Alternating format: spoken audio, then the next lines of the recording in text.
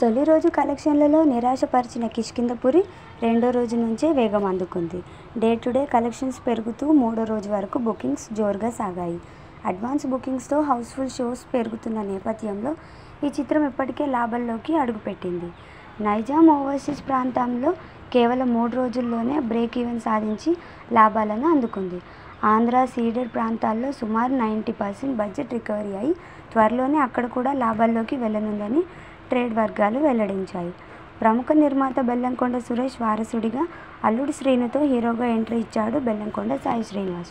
ఆ తర్వాత action and high budget చిత్రాలకు కేర్ ఆఫ్ అడ్రస్గా మారిన అతడు చాలా కాలంగా హిట్ ముఖం చూడలేదు. ఇటీవలే భైరవంతో ప్రేక్షకుల ముందుకొచ్చిన ఆయన ఓ మోస్తరు విజయం అందుకున్నాడు. తాజాగా కిష్కింధపురితో మరోసారి ప్రేక్షకుల ముందుకొచ్చాడు.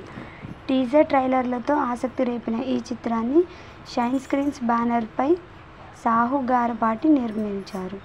కౌశిక్ పెగల్లపాటి దర్శకత్వం వహించిన ఈ చిత్రంలో అనుపమ పరమేశ్వరన్ హీరోయిన్గా నటించింది.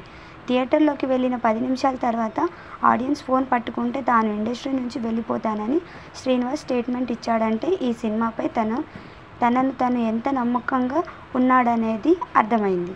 శుక్రవారం సెప్టెంబర్ 12 ప్రపంచవ్యాప్తంగా థియేటర్లోకి వచ్చిన ఈ చిత్రం మిక్స్డ్ టాక్ సొంతం చేసుకుంది. దీనిపై మీరేమనుకుంటున్నారో కామెంట్ చేయండి ఫ్రెండ్స్.